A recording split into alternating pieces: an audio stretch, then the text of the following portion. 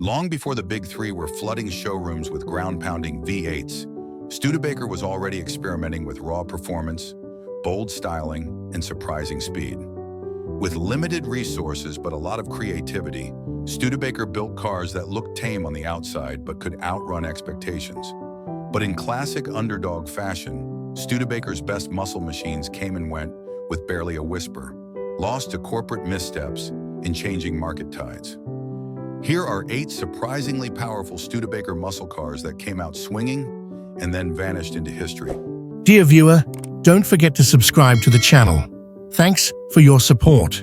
Number 8, the 1964 Studebaker Avanti R2, a visionary American GT car that soared in concept, stunned in performance, and vanished with its creator.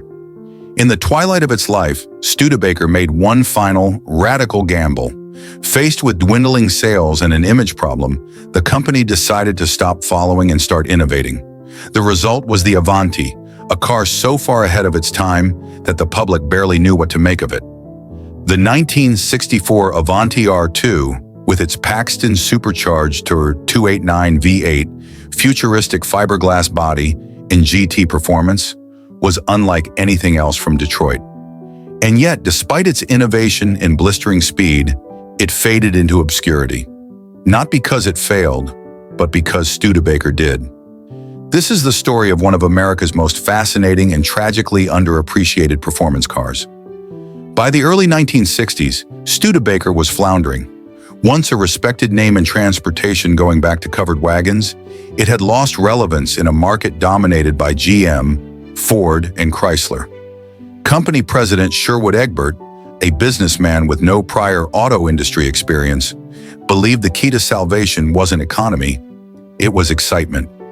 He dreamed of a high-tech, modern GT coupe that could turn heads, compete with the Corvette, and reposition Studebaker as a forward-thinking performance brand. He sketched a concept during a plane ride, and the result would become the Avanti. Egbert turned to famed industrial designer Raymond Loewy, who, with a small team, developed the Avanti's shape in just 40 days, an astonishing timeline. The body was a fiberglass shell built by Molded Fiberglass Company, the same outfit that helped launch the Corvette. Avanti design highlights included no front grille. Air was drawn from underneath, giving it a shark-like nose, a semi-fastback rear with pronounced shoulders, aircraft-inspired cockpit with round dials, toggle switches, and bucket seats. Safety features like built-in roll bars and a padded dash. It looked more Italian than Indiana, and it turned heads wherever it went. In 1962, it was a design revelation, futuristic, clean, and unlike anything else built in America. While base Avantis came with a naturally aspirated 289 V8, the real beast was the R2 version, R2 Performance Specs engine, 289 cubic inch V8 Studebaker's own design. Packard centrifugal supercharger, output, 290 horsepower, 303 lb-ft of torque 0 to 60 miles per hour in about 7.5 seconds. Top speed, 120 to 140 miles per hour, depending on gearing and tuning. This made the R2 one of the fastest American production cars of its day, rivaling or even exceeding the performance of contemporary Corvettes, Thunderbirds, and European GTs. Optional 4-speed manual or Borg-Warner automatic transmissions gave drivers control, while disc brakes, a rarity in 1963 to 64, made it one of the best-stopping cars in America. The Avanti wasn't just about speed, it was about technology and safety. Two things American performance cars rarely prioritized in the early 60s. Notable innovations included front disc brakes from Dunlop via Bendix, fiberglass body for weight savings and corrosion resistance, aircraft-inspired interior layout, built-in roll bar and strong windshield pillars, optional air conditioning, power windows, and tilt steering. It straddled the line between a European-style Grand Tourer and American muscle, providing long-distance comfort with brute force power. In concept, it was a GT car in the mold of Aston Martin or Maserati, but at an American price point. Studebaker originally forecast 20,000 Avantis a year, but they barely built that many in total over 2 years. Why the Avanti stumbled? The fiberglass bodies were hard to produce consistently, leading to quality control issues. Initial production was delayed by over 6 months, frustrating early buyers. By the time it was finally rolling out in 1963, the buzz had cooled. Studebaker's broader financial crisis spooked dealers and customers alike. Just 1,200 R2 models were built. Total Avanti production barely crossed 5,800 units by the time Studebaker shut down its South Bend plant in December 1963. Though technically sold in early 1964, production effectively ended with the factory closure.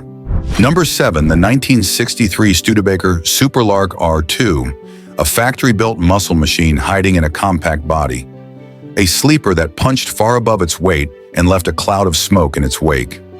In the early 1960s, America's performance car movement was still in its infancy. The idea of putting a huge, powerful engine into a small car wasn't yet mainstream. The GTO had not debuted, and compact cars were expected to be economical, not fast. But Studebaker, always a company willing to take unconventional risks, had a different idea. What if their modest compact, the Lark, could be turned into a street stormer? And what if that small-bodied car had a supercharged V8 that made nearly 290 horsepower?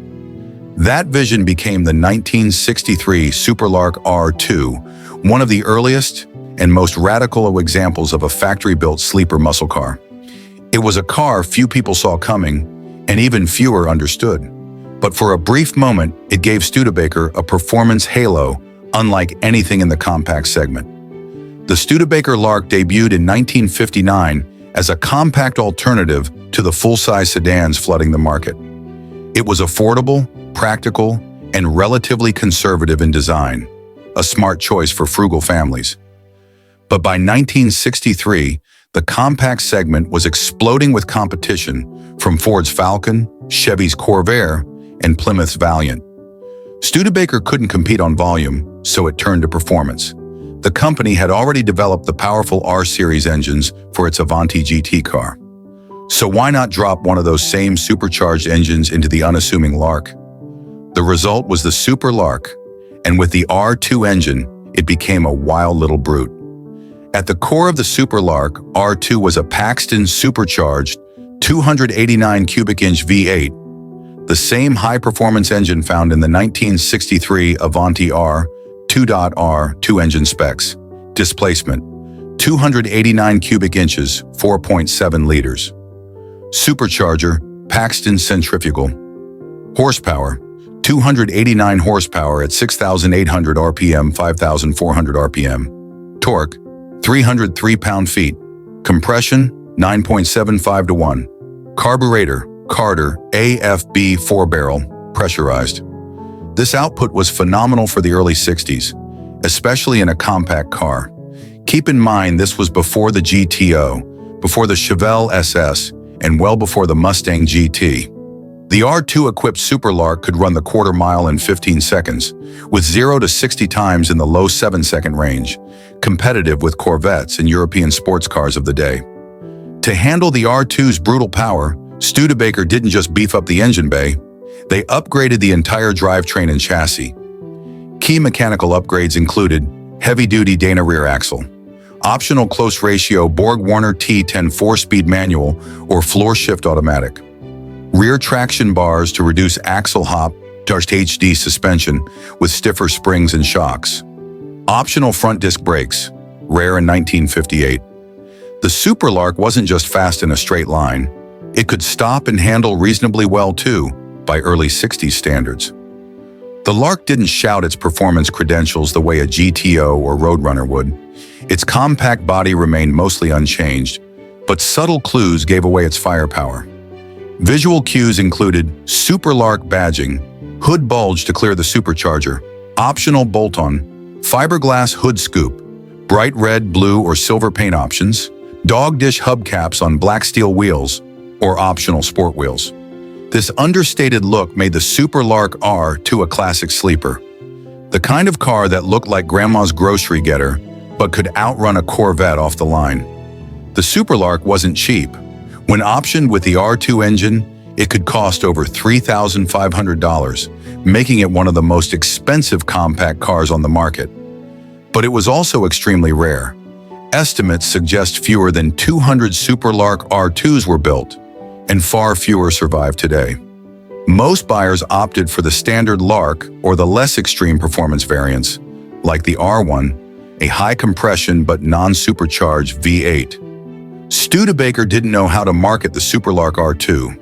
It was too fast and too expensive for economy buyers, too quirky for the muscle car crowd, and lacked the visual muscle of bigger cars. Insurance companies were also beginning to notice high-performance cars, and the R2 engine, shared with the Avanti, wasn't exactly subtle on an application form. Worse, Studebaker was in a financial death spiral. Just months after the Superlark launched, the company began shuttering its U.S. production. The writing was on the wall.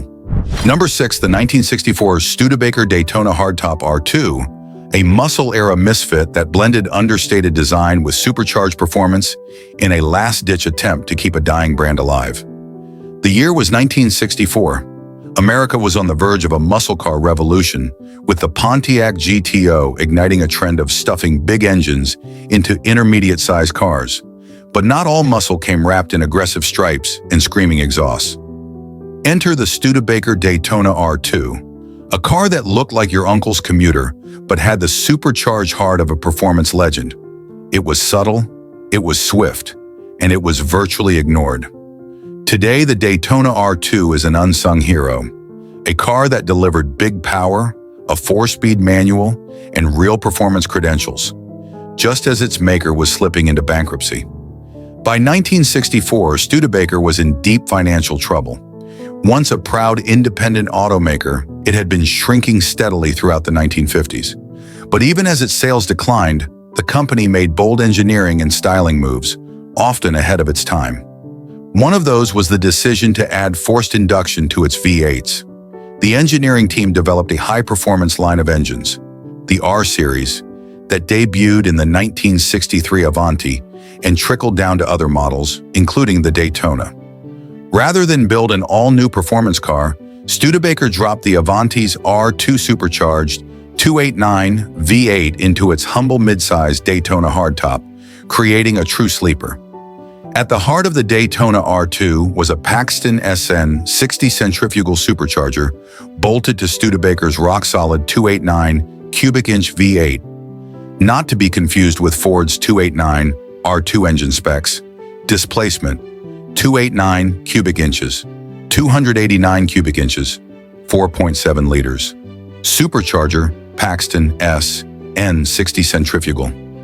Horsepower: 289 horsepower at 5,400 RPM. Torque: 303 pound-feet at 3,600 RPM. Fuel system: pressurized Carter, AFB 4-barrel carburetor, compression ratio 9.75 to 1. These numbers were impressive for the time, putting the Daytona R2 in direct competition with big block intermediates and even the Corvette. Performance testing and period road tests showed 0 to 60 miles per hour in the low 7-second range and quarter-mile times in the high 15s, depending on gearing. Studebaker gave buyers real performance choices.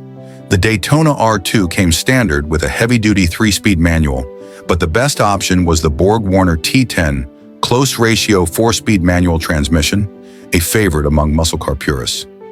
Additional performance hardware included heavy-duty clutch, Dana 44 rear axle with limited slip differential, optional 3.73 gear ratio, 1 or 4.1 to 1 axle ratios for brutal launches, front disc brakes a rarity in 1964. In short, this wasn't just a power upgrade. The Daytona R2 was a complete, well-engineered performance package. Visually, the 1964 Daytona R2 was aggressively mild. Studebaker didn't go the route of stripes, hood scoops, or bulging fenders. Instead, it looked like a clean-cut, upper-middle-class sedan, with smooth lines, a formal grille, and tasteful brightwork.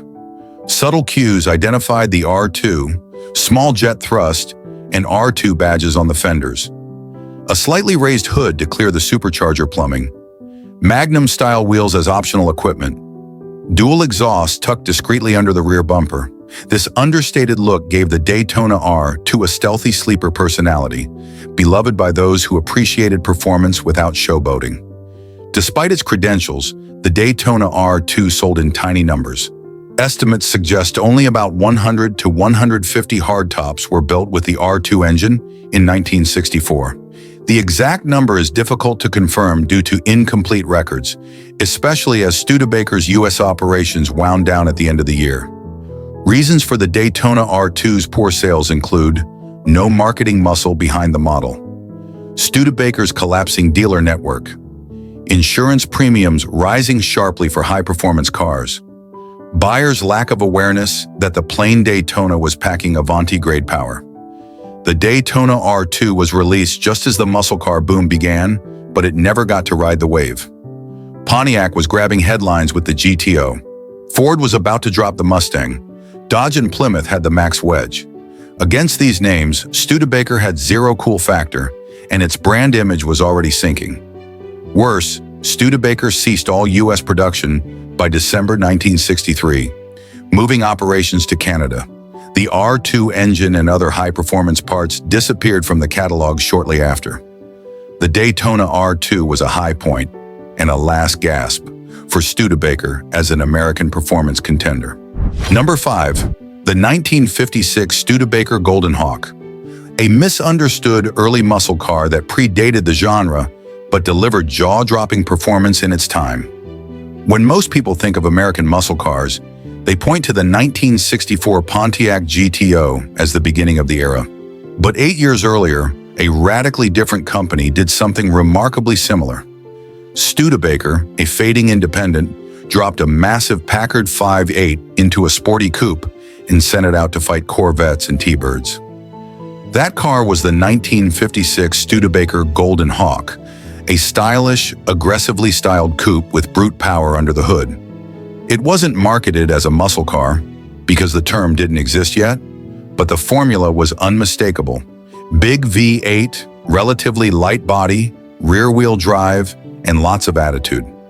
This lecture explores how the Golden Hawk briefly turned Studebaker into a performance powerhouse, and why it remains one of the great uncredited pioneers of American high-performance cars.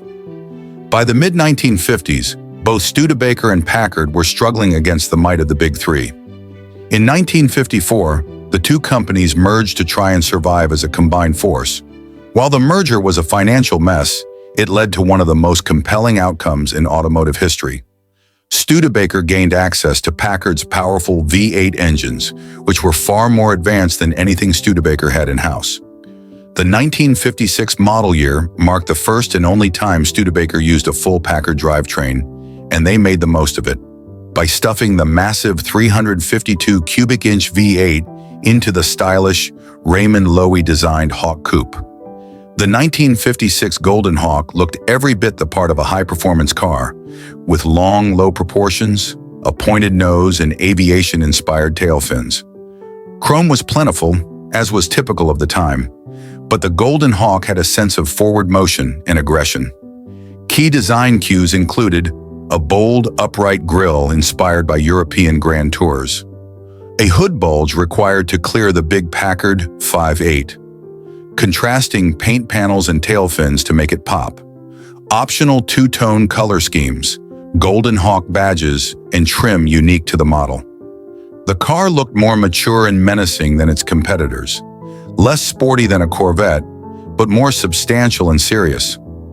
At the core of the 1956 Golden Hawk was a Packard 352 V8, a high-compression, four-barrel engine typically used in large luxury sedans, not light, sporty coupes.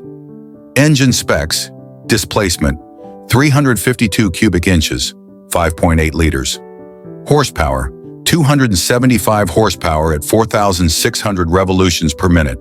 Torque, 380 pound-feet at 2,800 revolutions per minute. Compression ratio, 9.5 to 1:1. Carburetor, 4-barrel Carter. These were staggering numbers for 1956. The Corvette's top engine only made 225 horsepower. The Thunderbird made 215. The Golden Hawk blew them both away in a straight line. With a curb weight just over 3,400 pounds, It was heavy but still power-dense for the time. The power-to-weight ratio was among the best in America that year. The Golden Hawk wasn't just powerful, it was fast. Road tests from the era, notably by Mechanics Illustrated, reported 0 to 60 miles per hour times in the low 8-second range. Astonishing for 1956.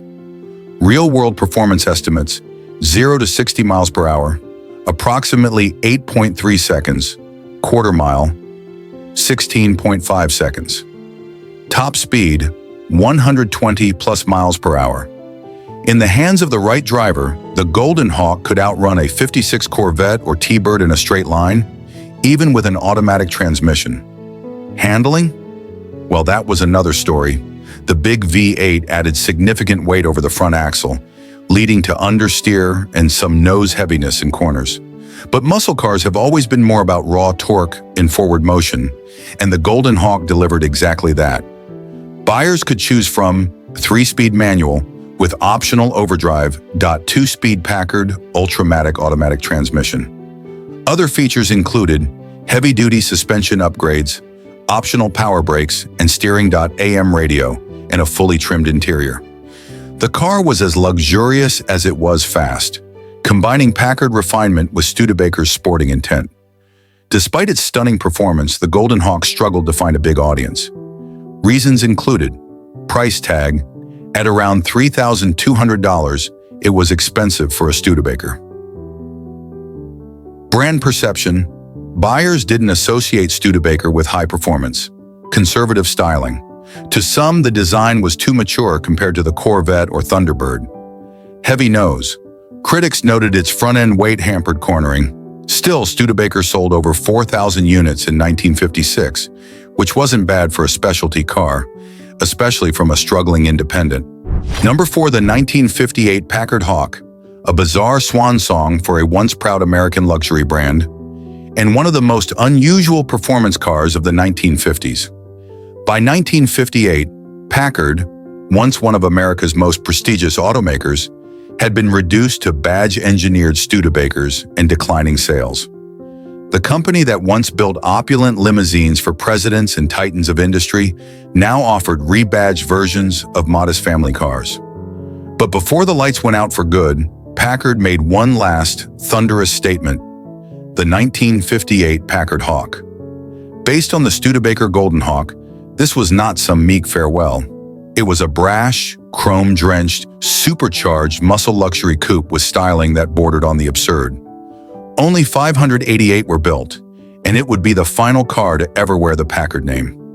The Packard of the 1930s was a peer of Cadillac, Lincoln, and even Rolls-Royce.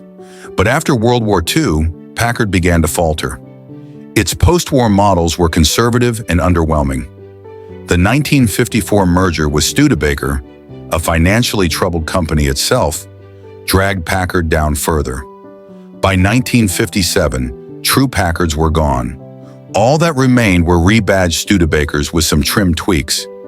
Studebaker Packard still tried to maintain a sense of identity.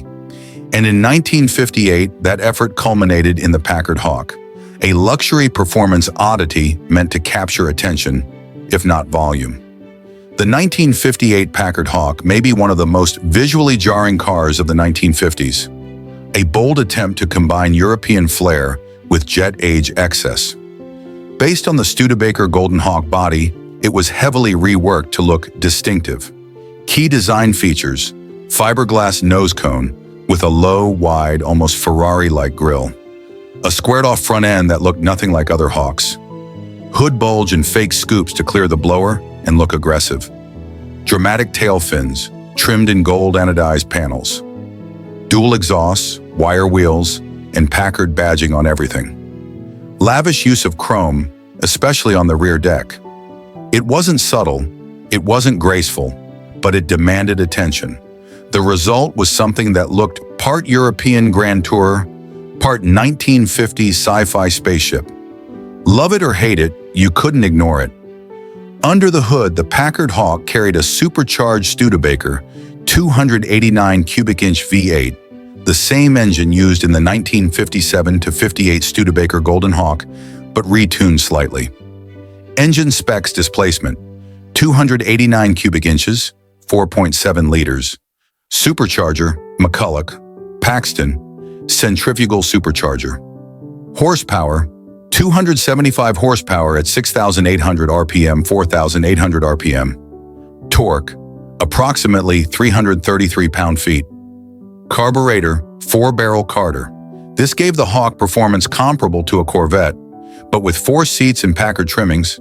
In a straight line, it could run 0 to 60 miles per hour in about 8.5 seconds, which was quick for a luxury coupe in 1958. Inside, the Packard Hawk offered an unusually luxurious and sporty interior for its price class. Features included padded dash and armrests, aircraft-style instrumentation, including a 160-mile-per-hour speedometer, full carpeting and leather upholstery, optional power steering, power brakes, power windows, a dramatic center console, and chrome-laced dash trim. It aimed to offer both performance and a sense of indulgence, and it succeeded to a degree. This was a high-spec car inside, even if the badge on the hood was running on borrowed time. The 1958 Packard Hawk was meant to be a grand touring car, a fast, capable, comfortable cruiser for long distances, and it lived up to that role.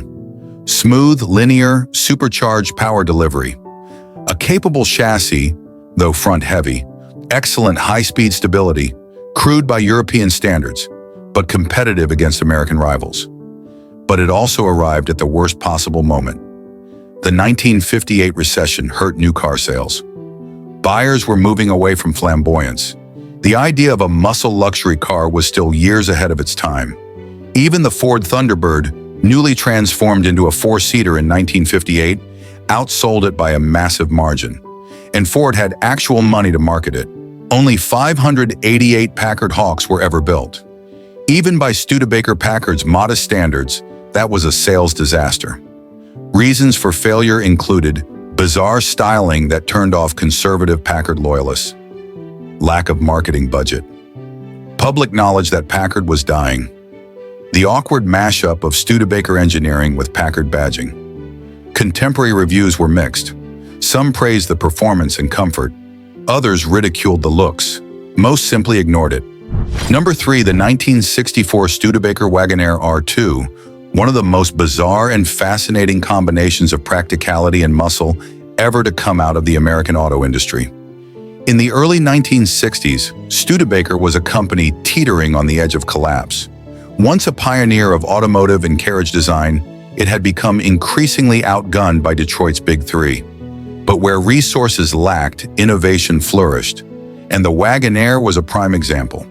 Even among its creative oddities, one variant stands out: the 1964 Wagon Air R2. Imagine a family station wagon with a Paxton supercharged V8 and a sliding roof.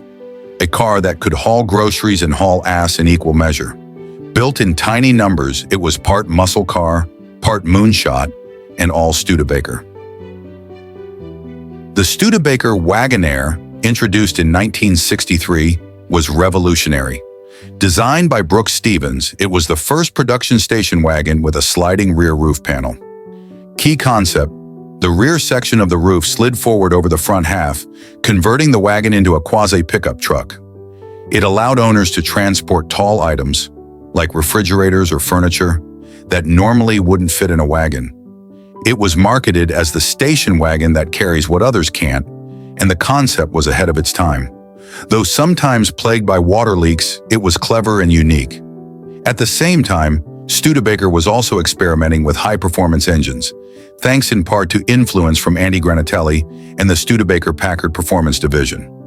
The jewel in the lineup was the R2, a factory-installed Paxton supercharged version of Studebaker's 289 cubic inch V8 R2 engine specs. Displacement: 289 cubic inches, 4.7 liters. Induction: Paxton SN 60 centrifugal supercharger. Carburation: Carter AFB 4-barrel seal for boost. Horsepower: 289 horsepower. Torque: approximately 330 pound-feet. Compression: 9.0 to 1. Top speed: approximately 125 miles per hour when properly geared. This engine was originally developed for the high-performance Avanti and Superlark, but Studebaker offered it across a few models, including the Wagon Air, for those who wanted to take the kids to soccer practice very quickly. Now imagine a family station wagon with sliding roof, 3 rows of seats, chrome trim, and a blown V8 under the hood. That's the Wagon Air R2. Only a handful were built in 1964. Fewer than 10 to 15 are believed to exist. It was an ultra-rare configuration, only offered briefly before Studebaker shut down U.S. car production in December 1963. Performance equipment included our R2 engine with Packard supercharger, optional 4-speed manual transmission or Flight-O-Matic automatic, dual exhaust, heavy-duty suspension and cooling system, optional limited-slip differential. In other words, it was a true muscle car in a station wagon's body before the idea had become even remotely fashionable. It beat the Oldsmobile Vista Cruiser to the punch by half a decade and did it with a supercharger. Despite its family-friendly body, the R2-equipped Wagon Air was no slouch. It could out-accelerate many real muscle cars of the day, and do so with kids, groceries, and a dog in the back. Both 60 mph, approximately 8.5 seconds, with 4-speed, quarter mile, approximately 16 seconds flat, braking and cornering. Adequate, not spectacular. It was still a heavy wagon on bias-ply tires. Still, for 1964, the idea of a supercharged family wagon was practically unheard of. Studebaker had created a car that was faster than a Corvette in some trims, more practical than a Mustang, more bizarre than either. It may have been the first true American performance wagon, a full decade before cars like the Chevrolet Malibu SS wagon or Buick Sport Wagon even flirted with the concept. Unfortunately, Studebaker never truly marketed the R2 Wagon Air. The brand was in chaos, closing its South Bend plant by the end of 1963. The performance models were part of a halo strategy, but the message never reached the masses. Why it was overlooked. Tiny production volume. Unusual, leak-prone roof scared off buyers. No ad campaigns for the R2 wagon specifically. Studebaker's fading brand image. Too strange for conservative family buyers, too subtle for muscle car fans. In short, the Wagon Air R2 fell into a no-man's land. Too practical to be cool, too cool to be practical. Number 2, the 1955 Studebaker President Speedster, an often overlooked but influential milestone in American automotive history that bridged 1950s luxury with the dawn of factory muscle and performance styling. The year 1955 was pivotal for the American car industry. Bigger V8s, bolder designs, and a growing thirst for speed were reshaping the marketplace. For Studebaker, a company known more for modest practicality than raw performance, the President's Speedster was a bold attempt to shift perception. This was not a muscle car, not yet, but it was a luxury performance coupe, lavishly styled and respectably powered, and it laid the foundation for Studebaker's more aggressive machines like the Golden Hawk and eventually the supercharged Avanti.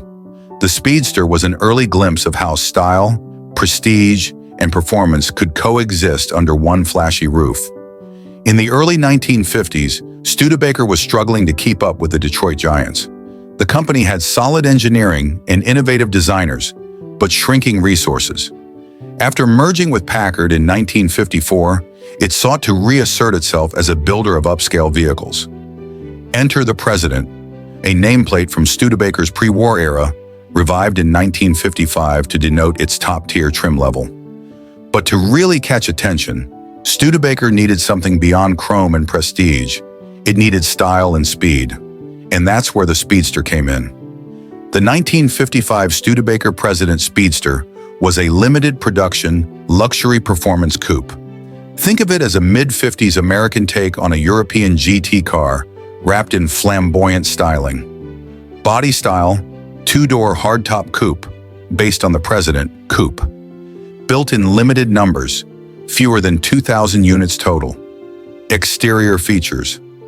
2-tone or even 3-tone paint schemes, wild for the time. Chrome-laden front grille and rear fascia. Speedster, nameplates and unique badges. Hood ornament and rear fender shields. wire wheel covers and white wall tires. This was not a subtle car. It was designed to turn heads and did so successfully. Under the hood, the Speedster carried Studebaker's new 259 cubic inch OHV V8, available with either a 2-barrel or 4-barrel carburetor, depending on the setup. Engine specs: high output version, displacement 259 cubic inches, 4.2 liters. Carburetor: 4-barrel compression 7.5 to 1, horsepower 185 horsepower, torque approximately 260 pound-feet. Transmission 3-speed manual with optional overdrive or automatic. It wasn't a drag strip monster, but it was powerful for its day, competitive with the 1955 Chevy Bel Air V8, and easily capable of highway cruising and spirited driving. It gave Studebaker credibility in a market increasingly obsessed with horsepower. Inside, the President's Speedster was every bit the high-end tourer. Interior features: full leather upholstery, a rarity outside of luxury marques. Machine-turned dash with full instrumentation. 120 miles per hour speedometer and large tachometer. A real performance touch. Dash-mounted clock, cigar lighter, and chrome toggle switches. Optional air conditioning, power brakes, and power steering. This wasn't a stripped-down speed machine. It was a cruising coupe with attitude, ideal for long drives with a touch of flair. The Speedster was the spiritual forerunner of the Studebaker Golden Hawk, launched in 1956. Both cars shared the same general design language: long hood, short deck, prominent grille, and performance cues. Where the Speedster flirted with sporty luxury, the Golden Hawk would lean hard into muscle car territory with a Packard 352 V8. But the DNA was already in place with the Speedster. It showed Studebaker that customers would respond to a performance-minded image. Studebaker didn't expect the Speedster to be a mass-market hit, and it wasn't. Fewer than 2,000 were built, making it a halo car more than a volume seller. Key marketing points: sold as a personal luxury coupe before the term existed. Targeted at drivers who wanted flashier styling than a Thunderbird, without stepping into Cadillac prices, appealed to loyal Studebaker buyers looking for something with more panache. Compared to some of the crude or floaty mid-50s cars, the Speedster had respectable road manners. Low center of gravity gave it decent handling. Steering was firm and responsive for its time. Acceleration was brisk, if not blistering. With a curb weight just over 3,200 pounds, it wasn't a lightweight, but it had enough grunt to back up its name. Number 1, the 1951 Studebaker Commander V8, a technically significant and often overlooked car that gave Studebaker a brief performance edge in the early post-war years. In the immediate aftermath of World War II, American automakers were eager to restart civilian production, but most stuck with pre-war mechanical designs. The early post-war years, 1946 to 1950, saw a lot of carryover technology: flathead engines, modest styling updates, and evolutionary rather than revolutionary engineering. Then in 1951, Studebaker, a relatively small independent automaker based in South Bend, Indiana, made a bold technical leap that few people talk about today. It introduced the first all-new American overhead valve V8 engine of the post-war era. The 1951 Studebaker Commander V8 wasn't a muscle car. It wasn't even flashy. But under its sleek, bullet-nose exterior, it marked a turning point in American engine design, one that predated the much-celebrated OHV V8s from Chrysler, Ford, and even Chevrolet. By 1950, nearly every American car still used flathead side valve engines, an old but reliable design where the valve sat beside the piston, not above it. These engines were simple and cheap to produce, but were inherently limited in airflow and performance. General Motors had used OHV designs in some pre-war Buicks and Cadillacs, but post-war development slowed. As the early 1950s rolled in, most automakers were still relying on flatheads while they scrambled to catch up with modern engineering. Studebaker, often seen as an underdog, decided to take the risk and leap ahead. On the outside, the 1951 Commander didn't look like a revolutionary car. In fact, it was a continuation of the prior year's styling, best known for its bullet nose front end, which resembled an aircraft spinner or torpedo tip. But the big story was under the hood. Key specifications of the new V8: displacement, 232.6 cubic inches.